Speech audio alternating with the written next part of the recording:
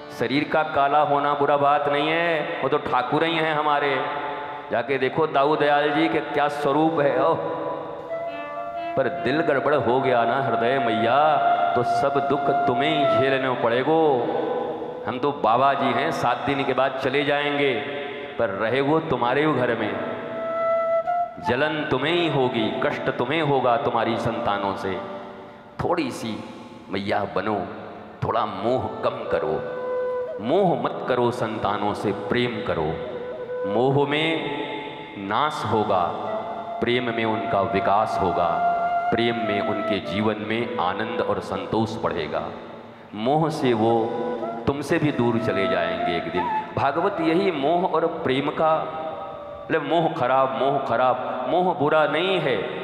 मोह जगत की तरफ हो तो विनाश करता है, पर वही मोह दाऊ दयाल के चरण में हो तो जीवन का विकास हो जाता है। मोह तो दाऊ दयाल से रखना, दयाल से रखना। मोह बुरा नहीं है, पर विषय चुनना है। मोह को कहाँ रखना है। मोह मिटाया नहीं जा सकता।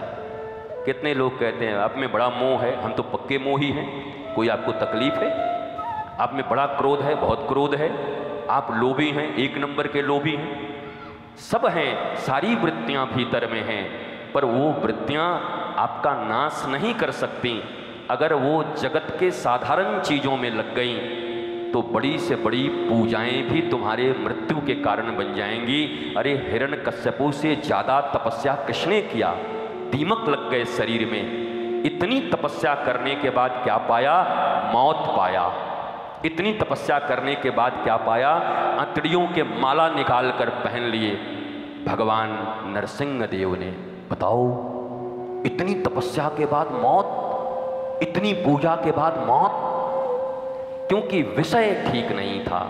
तुम भी जरा सोचो, हम परिक्रमाएं देते हैं, गिरिराज जी जाते हैं, परिक्रमा देना कितनी अच्छी बात है भगवान गिरिराज की, पर उद्देश्य भी बड़ा रखो।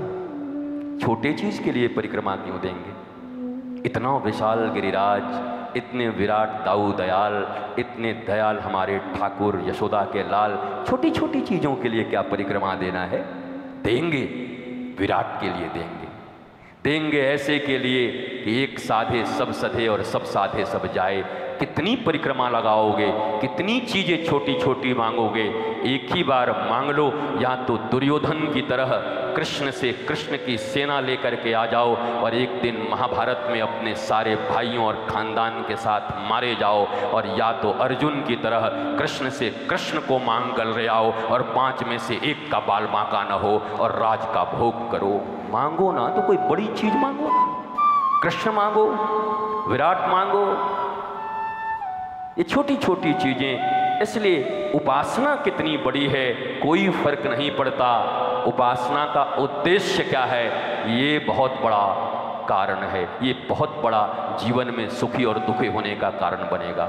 आप कितने मंगलवार, सोमवार और कितने व्रत रखते हो, इससे कोई फर्क नहीं पड़ता। व्रत किस लिए रखते हो, ये आपके जीवन में प्रभाव देगा।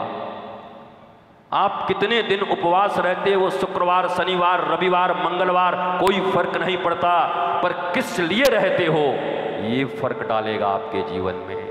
भारतवर्ष के लोग ठग लिए गए, सब पालन करते गए, पर छोटी छोटी चीज़ों में भूल गए कि ये व्रत किस लिए थे, ये उपवास किस लिए थे, ये नियम किस लिए थे, ये पूजाएं, ये आरती, ये किस लिए हैं, ये परिक्रमा, ये प्रदक्षिणा किस लिए हैं, ये यज्ञ, ये आहुतियाँ किस लिए हैं। अरे भारत में यज्ञ का मतलब अतिथि, प्रकृति और संस्कृति, इन तीनों का रक्षण जो करता है वो भी प्रतिदिन यज्ञ करता है। अतिथि का अर्थ, अतिथि का अर्थ ये नहीं तुम्हारे फूफा चाचा अतिथि नहीं हो सकते, जो बता के आए हैं वो अतिथि नहीं हो सकते। अचानक तुम्हारे द्वार पर ऐसा कोई ठाकुर का बंदा पहुंच गया, अतिथि, उनका संरक्षण करो। प्रकृति भीतर की भी और बाहर की भी। जीवन में इतनी लकड़ियां तो पैदा कर लो, मरने के बाद जितनी लगेगी। लगाए हो? 9 मन लकड़ी लेके चले जाओगे जाते समय पेड़ कटवा के? बोलो, जलोगे ना 9 मन में? लगाए हो पेड़? तो जितने में जाओगे उतना तो लगा जाओ। तो प्रकृति का संरक्षण करो। भीतर की प्रकृति क्या है? ये 6 वृत्तियां, nature, the habit is the second nature. तुम्हारी आदतें ही तुम्हारी प्रकृति बनती हैं। काम, क्रोध, मद, मोह, लोभ, मात्सर्य, ये 6 वृत्तियां तुम्हारे भीतर में हैं। महावीर की तरह इनको एडजस्ट करना सीखो और बाहर की प्रकृति, अतिथि प्रकृति और संस्कृति, संस्कृति क्या है? अपने यहाँ का खान पान, अपने यहाँ के वस्त्र, अपने यहाँ के रीति रिवाज, अगर इनका संरक्षण करते हो तो संस्कृति का संरक्षण हो गया। तो ये भी यज्ञ है, तो ये यज्ञ करो। कोई जरूरी थोड़ी कि यज्ञ तुम अग्नि में ये डालोगे तभी हो। तुम बैठे बैठे यज्ञ कर सकते हो।